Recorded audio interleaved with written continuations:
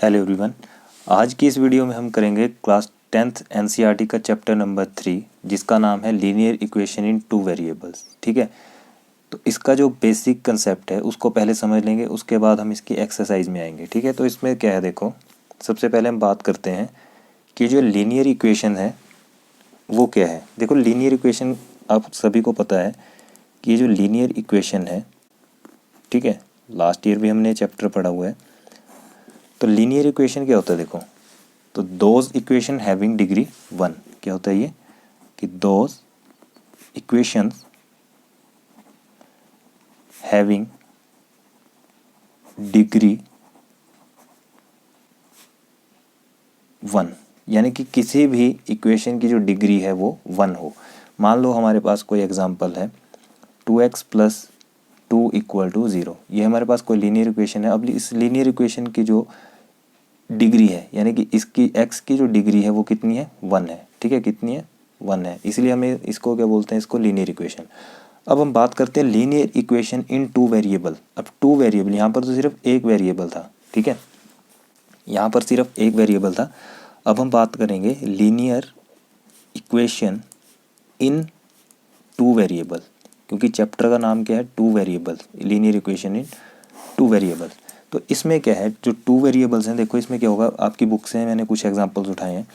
मान लो मैंने कोई टर्म ले ली, ठीक है, ये अपनी मर्जी से लेते हैं, 2x + 3y + 6 = 0। ठीक है, ये हमने ली। तो यहाँ पर दो वेरिएबल्स आ रहे हैं, एक तो x आ रहा है ये, और एक y आ रहा है। तो यहाँ पर जो ये x है, ठीक है, ये जो x है और ये जो y है, ये दोनों क्या है हमारे, ये हमारे दोनों हैं वेरिएबल्स। ठीक है, ये दोनों हमारे हो गए वेरिएबल्स।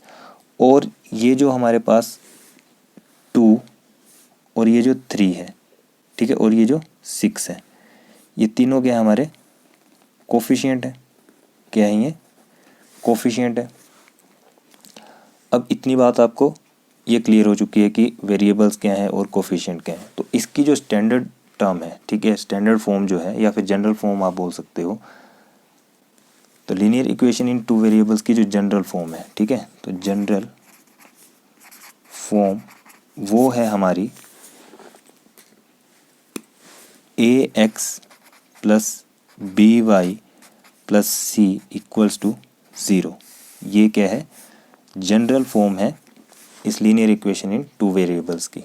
इतनी बात क्लियर है। अब यहाँ पर जो ये ए बी सी दिखाई दे रहे हैं आपको, ठीक है, ये a, b, c, ये क्या हो सकते हैं, कोई भी रियल नंबर हो सकते हैं, आर एनी रियल नंबर। ठीक है, ये कोई भी रियल नंबर्स हो सकते हैं।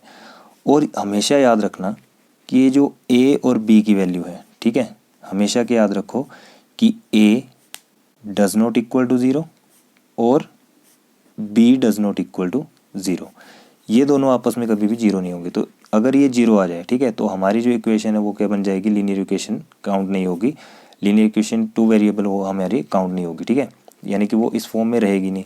तो a और b की वैल्यू को याद रखना कि वो 0 ना हो। ठीक है, ये तो था इसका कुछ इसके कुछ पॉइंट्स थे। अब हम बात करते हैं यहाँ पर जो चैप्टर का पूरा नाम है, ठीक है, पूरा जो नाम है मैंने खाली यहाँ पर क्या लिखा अभी, लीनियर इक्वेशन टू वेरिएबल्स। अब आपको ये चीज़ समझ आ गई। अब जो चैप्टर है आपका ये है पेयर ऑफ, यहाँ पे लिखेंगे हम पेयर्स ऑफ। अब पेयर का मतलब क्या हो, ये बना आपका पूरा chapter, pairs of linear equations in two variables. अब पेयर का मतलब क्या है, जोड़ा। ठीक है, तो जोड़ा कैसे बनेगा इसका, देखो अब यहाँ हम बात करेंगे पेयर्स ऑफ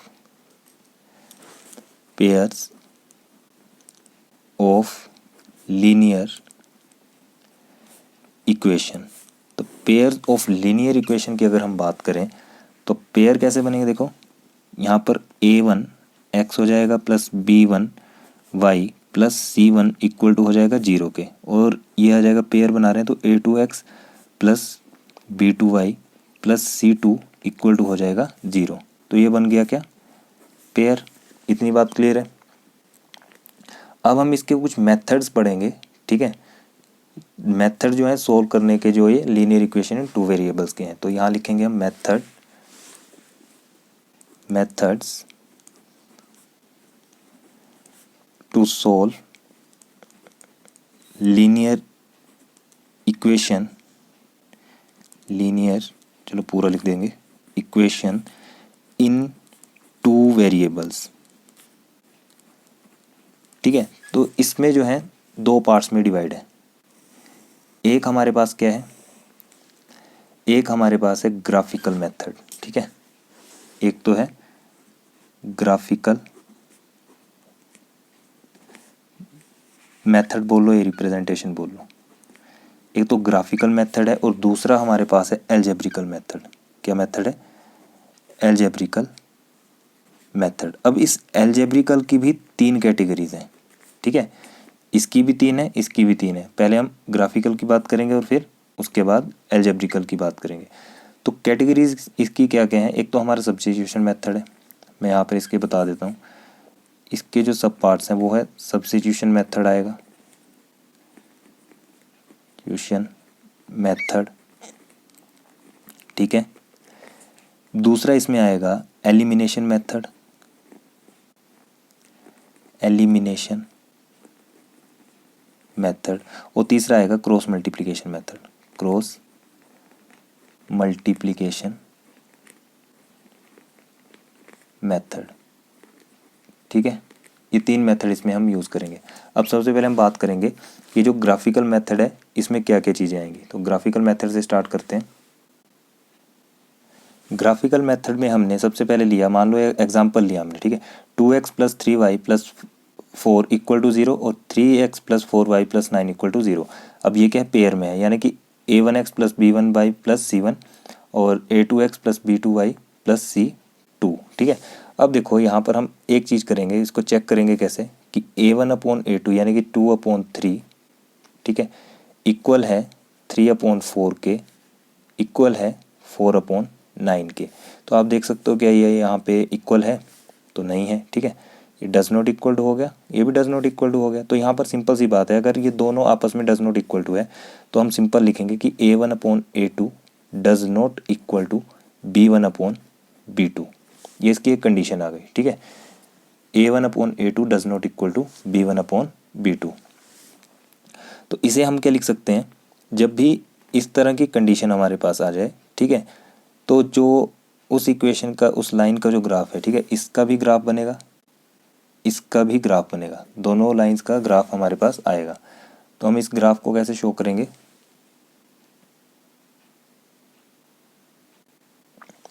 जैसे हमारे पास यहाँ पे दोनों का ग्राफ आएगा तो वो कुछ ग्राफ जो है ना, मान लो इस इक्वेशन की लाइन जो है वो ये जा रही है और इस इक्वेशन की लाइन जो है यहाँ से आ रही है। ठीक है, तो आपस में क्या कर रही है? इंटरसेक्ट करेंगी, आपस में इंटरसेक्ट करेंगी। तो इंटरसेक्ट करने पे हमें यहाँ पे तीन कंडीशन मिलेंगी। एक तो याद रखना कि जब भी ये इंटरसेक्ट करे तो यहाँ पर सॉल्यूशन तो है। ठीक है, तो यहाँ लिख देंगे हम कि ये इंटरसेक्टिंग लाइन है। एक तो आ गया क्या कि इंटरसेक्टिंग लाइन है। दूसरी बात इसमें क्या आएगी कि इसमें जो है सिर्फ एक सॉल्यूशन बनेगा, या तो यूनिक सॉल्यूशन लिख दो, यूनिक सॉल्यूशन, या फिर ओनली वन सॉल्यूशन। इतनी बात क्लियर है। और एक बात इसमें और आएगी, जब भी हमारे पास कोई भी सॉल्यूशन आ जाए तो उसको हम बोल देते हैं कि कंसिस्ट करता है। ठीक है, कंसिस्टेंट है। वो क्या है? कंसिस्टेंट है। ये हो गया इसका फर्स्ट टाइप। अब जो दूसरे की बात करते हैं, दूसरे में भी हम एग्जांपल लेंगे। दूसरे के लिए मान लो आपकी बुक से एग्जांपल हैं सारे। 2x + 3y + 4 = 0 है। ठीक है, और 4x + 6y + 8 = ये भी 0 है। तो यहाँ पे क्या करेंगे? देखो यहाँ भी हम कंपेयर करेंगे a1/a2, b1/b2, c1/c2। तो a1/a2 यानी कि 2/4 = 3/6 = 4/8। अब हम चेक करेंगे कि आपस में इक्वल है या नहीं। तो 2 1 ज़ा 2, 2 2 ज़ा 4, 3 1 ज़ा 3, 3 2 ज़ा 6, 4 1 ज़ा 4, 4 2 ज़ा 8। तो यहाँ से आप देख सकते हो 1/2 = 1/2 = 1/2, यानी कि a1/a2 = b1/b2 = c1/c2। जब ये तीनों क्या हों? इक्वल हों, तब वहाँ पर जो हमारे जो ग्राफ बनेगा, ठीक है, हमारे पास जो ग्राफ आएगा वो कुछ ग्राफ इस तरह से आएगा। देखो इस लाइन के लिए भी आएगा और इस लाइन के लिए भी। तो ये कोई मान लो मेरे पास ग्राफ आ गया, ठीक है, ये कोई ग्राफ आ गया, तो इसी लाइन के ऊपर जो है एक लाइन और आ जाएगी, ठीक है, इसी लाइन के ऊपर एक लाइन और ओवरलैप कर जाएगी। तो उसे हम क्या बोल देंगे कि ये क्या है, इसे हम बोल देंगे कि ये को इंसिडेंट लाइन है। कौन सी लाइन है ये? को इंसिडेंट लाइन, ठीक है, को इंसिडेंट लाइन बोल लो या फिर ओवरलैपिंग बोल लो, दोनों में से कुछ भी बोल सकते हो। ओवरलैपिंग बोल दिया।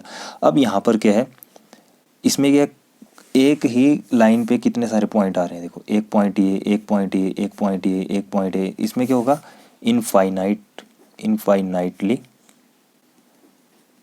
मैनी सॉल्यूशन, ठीक है, इसमें इनफाइनाइटली मैनी सॉल्यूशन आ जाएंगे। और ये क्या कंसिस्ट करेगा, हाँ कंसिस्ट करेगा।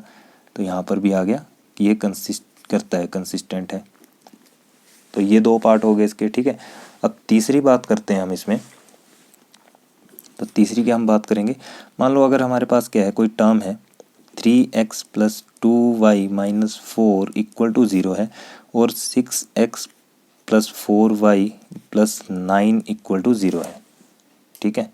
तो यहाँ पर ध्यान से देखना। अब अगर मैं इसकी कंपेयरिंग a1/a2 b1/b2 + c1/c2 करके देखें, तो 3/6 = 2/4 = -4/9, ठीक है। यहाँ से देखो 3 1 ज़ा 3, 3 2 ज़ा 6, 2 1 ज़ा 2, 2 2 ज़ा 4, ये तो कटेगा नहीं। तो यहाँ से देखो ये जो 1/2 है वो क्या है, देखो इक्वल है 1/2 के, पर डज नॉट इक्वल टू -4/9। तो यहाँ पर जो कंडीशन आएगी वो क्या आएगी, a1/a2 = b1/b2 does not equal to c1/c2। जब ये कंडीशन हमारे पास आए तो जो हमारा जो ग्राफ है, ठीक है, जो ग्राफ की लाइन बनेगी, इसकी और इसकी लाइन, वो आपस में पैरेलल बनेगी। क्या बनेगी, पैरेलल बनेगी। तो इस पैरेलल का बनने का मतलब क्या हो गया, यहाँ पर तो कोई सॉल्यूशन ही नहीं आएगा, ठीक है, नो सॉल्यूशन। एक बात तो ये निकल गई कि नो सॉल्यूशन आएगा, ठीक है। दूसरा क्या आएगा, पैरेलल लाइंस हैं, ये पैरेलल लाइंस हैं। और तीसरी बात क्या आएगी कि ये कंसिस्ट ही नहीं करेगा। तो ये क्या हो गया, इनकंसिस्टेंट, ठीक है, ये आपस में कंसिस्ट नहीं करेगा तो इनकंसिस्टेंट हो गया। तो ये था हमारा ग्राफिकल मेथड से, कि ग्राफिकल मेथड में हमने क्या क्या देखा। एक तो देखा कि जब लाइन इंटरसेक्ट करेंगी तो वहाँ पर क्या आएगा, यूनिक सॉल्यूशन या फिर ओनली वन सॉल्यूशन, ठीक है, और साथ में जो ये कंसिस्ट करता है। और दूसरा हमने देखा कि लाइन जो है ओवरलैप कर जाएगी ग्राफ में, तो वहाँ पर काफ़ी सारे पॉइंट्स बनेंगे। तो इसको बोल देंगे हम कोइंसिडेंट लाइन या फिर ओवरलैपिंग। और साथ में यहाँ पर क्या आ जाएगा, इनफाइनाइटली मैनी सॉल्यूशन। और तीसरा क्या होगा, ये भी कंसिस्ट करेगा, ठीक है। और थर्ड पे हमने बात की कि जो लाइंस आएंगी वो पैरेलल आएंगी, इसमें नो सॉल्यूशन होगा, क्योंकि यहाँ पर देख रहे हो आप कहीं पे पॉइंट नहीं आ रहा, ठीक है, तो नो सॉल्यूशन होगा। और ये इनकंसिस्टेंट है, ये क्या है, इनकंसिस्टेंट। तो ये था ग्राफिकल मेथड। अब देखते हैं एल्जेब्रिकल मेथड। अब एल्जेब्रिकल मेथड में हम क्या करेंगे, सबसे पहले बात करते हैं हम सब्स्टिट्यूशन मेथड की। किसकी, सब्स्टिट्यूशन मेथड की। तो ये सब्स्टिट्यूशन मेथड है क्या, इसको देखते हैं सबसे पहले। तो यहाँ पर हम कोई एग्जांपल लेते हैं, ठीक है, कोई एग्जांपल लिया हमने। ये हमारे पास एग्जांपल है, x + y = में है 16 और x - y = में है 4। तो अब हम क्या करेंगे, इस इक्वेशन को देंगे फर्स्ट, इसको देंगे सेकंड, ठीक है। अब ले लेंगे यहाँ पे बाय इक्वेशन फर्स्ट। तो फर्स्ट इक्वेशन क्या है हमारी, देखो x + y = 16। यहाँ से x की वैल्यू निकालो, तो x कितना आ गया, 16 माइनस ये y वहाँ चला जाएगा, ठीक है। तो x की वैल्यू तो आ गई 16 - y। इसको थर्ड इक्वेशन दे दो। अब पुट कर दो equation third in second equation हमारी ये है, x - y = 4। तो x के प्लेस में तो आ जाएगा 16 - y, और ये वाला -y as it is equal to 4। तो यहाँ से देखो माइनस माइनस प्लस हो जाएगा, माइनस का 2y आएगा, ठीक है। 4 को यहीं रखो, 16 को दूसरी तरफ भेज दो, तो माइनस का 16। तो यहाँ से माइनस का 2y इक्वल टू, यहाँ से इसको माइनस करेंगे, आपके पास कितना रहेगा, माइनस का 12। माइनस से माइनस कैंसिल, 2 1 ज़ा 2, 2 6 ज़ा 12। तो y की वैल्यू कितनी आ गई, 6, ठीक है। अब इस y की वैल्यू को आप पुट कर दो, put y equal to 6 in equation किसी में पुट कर दो आप। इक्वेशन नंबर चलो हम करते हैं फर्स्ट में, ठीक है। तो x plus y equal to मेरे पास है 16। तो x तो निकालना है, x प्लस वाई की value 6i equal to 16, x equal to 16 minus 6 यानी कि x इक्वल टू आ गया 10, ठीक है। तो यहाँ से ये सब्स्टिट्यूशन मेथड जो है इस तरह से होता है कि हमने कोई वैल्यू को निकाल लिया, उसको हमने सब्स्टिट्यूट कर दिया, ठीक है। अब जो इसमें दूसरा जो मेथड है, जो दूसरे मेथड की बात है वो है एलिमिनेशन मेथड, ठीक है। अब एलिमिनेशन क्या है उसको देखते हैं। दूसरा है एलिमिनेशन मेथड। देखो एलिमिनेशन मेथड के लिए भी हम एग्जांपल लेंगे, ठीक है। तो यहाँ पे हम एग्जांपल लेते हैं 3x plus 4y, 3x plus 4y equal to में है 10 और 2x minus 2y equal to 2, ठीक है। अब इसको देखो कैसे सॉल्व करेंगे, काफ़ी इजी है। तो आपने बिल्कुल भी इसमें टेंशन लेने वाली कोई बात नहीं कि एलिमिनेशन मेथड क्या है, सब्स्टिट्यूशन मेथड क्या है। यहाँ पर देखो ये जो 3x plus 4y equal to 10 है, इसको आप फर्स्ट इक्वेशन दे दो, इसे आप सेकंड दे दो, ठीक है। जब हमने इसको फर्स्ट और सेकंड दिया तो सिंपल सी बात याद रखना कि यहाँ पर एक टर्म को हमें एलिमिनेट करना होता है, ठीक है। तो यहाँ पर देखो या तो इसे हम पूरी टर्म को इसकी तरह बना देंगे या तो इस टर्म को इसकी तरह बना देंगे, ठीक है। कोई ना कोई वेरिएबल जो है वो सेम कर देंगे या फिर जो कोफिशिएंट है उसको सेम कर देंगे। तो यहाँ से सिंपल सी बात याद रखो कि ये जो 2 है, इस 2 से आप 3 को ऊपर वाली टर्म को मल्टीप्लाई करवा दो और 3 के साथ नीचे वाली को मल्टीप्लाई करवा दो, ठीक है। तो हम क्या करेंगे,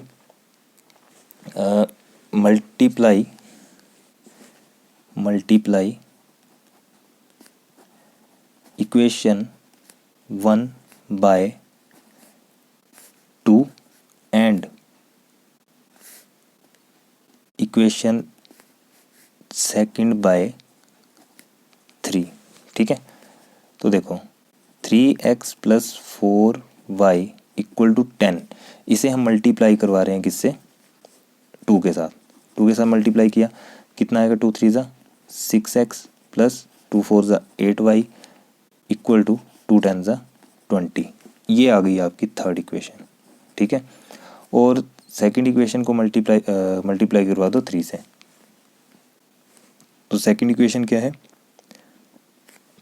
2x minus 2y equal to 2, इसे मल्टीप्लाई करवा देंगे 3 के साथ, ठीक है। तो ये आ गया 3 2 ज़ा 6x माइनस 3 2 ज़ा 6y इक्वल टू 6। अब देखो यहाँ पे 6x है, यहाँ पर भी 6x है, तो ये आराम से एलिमिनेट हो सकता है, ठीक है। आराम से एलिमिनेट, यहाँ पर 6x है ना, ये 6x है, यहाँ भी 6x है। तो क्या करेंगे, एलिमिनेट करने के लिए हम सब्ट्रैक्ट करेंगे 4 में equation 4 from third, fourth from third, ठीक है। तो थर्ड को पहले लिख लो, फोर्थ को बाद में लिख दो। तो यहाँ पे कर रहा हूँ मैं, तो यहाँ पे क्या करेंगे हम, 6x plus 8y equal to लिख देंगे 20 और यहाँ लिख देंगे 6x minus 6y equal to लिख देंगे 6। एलिमिनेट कर देंगे इसको, ठीक है। यहाँ पे प्लस बन जाएगा, यहाँ पे माइनस।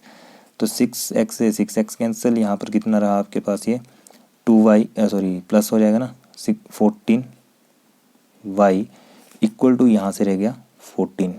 तो 14 से ये 14 कैंसिल, यानी कि y इक्वल टू आ गया आपके पास 1।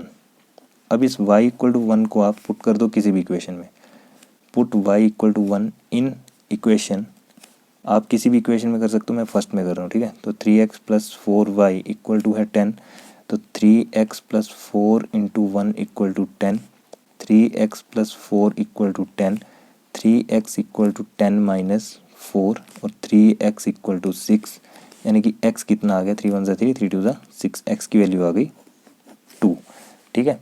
तो ये था एलिमिनेशन मेथड। एलिमिनेशन मेथड में सिंपल सी बात है कि किसी एक टर्म को हमें क्या करना है, एलिमिनेट करना है। और ये चीज़ें आप जो है छोटी क्लासेस से भी करते आ रहे हो, ठीक है। अब करते हैं इसका थर्ड जो मेथड है, वो है क्रॉस मल्टीप्लिकेशन मेथड। तो क्रॉस मल्टीप्लिकेशन मेथड में हमने क्या किया, ये कोई टर्म है हमारे पास, ठीक है। इसको आप फर्स्ट इक्वेशन दे दो और इसे सेकंड इक्वेशन दे दो। अब इसमें कैसे करेंगे, तो ये आपने हमेशा याद रखना है जब भी हम इसे सॉल्व करेंगे। तो इसका तो वैसे एक फॉर्मूला है, ठीक है, तो उस फॉर्मूले को मैं यहाँ पर बता नहीं रहा, ठीक है, तो इसको आप कंसेप्ट से आप इसको डायरेक्ट समझ जाओ तो अच्छी बात है। यहाँ पर हम x की वैल्यूज़ को निकालेंगे, तो यहाँ लिख देंगे x और अपोन में, देखो ये अपोन में कैसे आएगा, यहाँ पे x लिख दिया, यहाँ पे हमें चाहिए y, तो यहाँ मैंने y लिख दिया अपोन में, और ये कांस्टेंट टर्म है इसलिए मैंने इसको 1 लिख दिया, अपोन में जो भी आएगा उसको देख लेंगे। तो जब x की वैल्यू निकाल रहे हो तो ये जो x वाली टर्म्स है, ठीक है, इनको आप हाइड कर दो, इनको आप छिपा दो, और क्या करो, यहाँ से 8 1 ज़ा 8 यानी कि माइनस का 8 आ गया, यहाँ पर निशान माइनस का आएगा, इनटू 2 5 ज़ा 10 और माइनस का 10 आ जाएगा, ठीक है, क्यों 2 5 ज़ा 10 माइनस का है ना। अब y वाली की टर्म की बात करें तो y को आप छिपा दो, ठीक है। अब यहाँ से क्या करो, 3 5 ज़ा क्या कर दो 15 कर दो, ठीक है, 3 5 ज़ा 15 कर दो, तो यहाँ पे आ जाएगा 3 5 ज़ा 15, और ये कितना आ जाएगा 8 2 ज़ा 16, माइनस यहाँ पे आएगा और ये माइनस का 16, इतना क्लियर है। और तीसरे पे क्या करो, इनको छिपा दो, ठीक है, और यहाँ से 3 2 ज़ा 2 2 ज़ा 4 माइनस 3 3 1 ज़ा 3। क्या किया हमने, देखो सबसे पहले हमने इस टर्म को हाइड किया, और क्या किया, यहाँ से चले 8 1 ज़ा 8, ये माइनस का 8 आ गया, 2 5 ज़ा 10 माइनस का 10 आ गया, लेकिन यहाँ जो निशान आएगा ना, यहाँ जो साइन आएगा वो माइनस का आएगा। फिर y पे आ जाओ, तो y को छिपा दो, ठीक है, और यहाँ से क्या किया, यहाँ से चले 3 5 ज़ा 15 और 8 2 ज़ा 16, क्लियर है बात, क्यों माइनस का आएगा। और फिर लास्ट में हमने कांस्टेंट टर्म को छिपा दिया, तो 1 यहाँ पे था, यानी कि 2 2 ज़ा 4 और 3 1 ज़ा 3, क्लियर है बात। अब इसे आप सॉल्व कर लो, तो यहाँ पर कितना आ जाएगा, x अपोन में माइनस का 8 प्लस का 10 यानी कि माइनस का 2, ठीक है, सॉरी 2 बचेगा, इक्वल टू y अपोन यहाँ पे 15 प्लस 16, 15 प्लस 16 कितना बन जाएगा, 15 और यहाँ पे 1 मिनट यार, 3 5 ज़ा 15 माइनस का 15 आएगा, ठीक है, 3 5 ज़ा 15 था ना, माइनस का 15 प्लस का 16 यानी कि यहाँ पे बचा ओनली 1, ठीक है।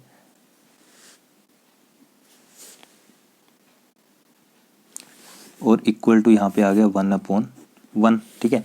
अब क्या करेंगे, इस टर्म की कंपेयरिंग हम करवा देंगे इसके साथ, और इसकी कंपेयरिंग भी करवा देंगे इसके साथ। तो x अपोन 2 इक्वल टू, इसे मान लो अब 1 ही है, ठीक है, तो यहाँ से 2 वहाँ चला जाएगा, तो x इक्वल टू कितना आ गया 2, क्लियर है बात। और इसको ले लो अब, तो y अपोन 1 है, तो y को मैं y लिख रहा हूँ, ठीक है, इक्वल टू 1, तो y की वैल्यू कितनी आ गई 1, सिंपल था ना, ठीक है।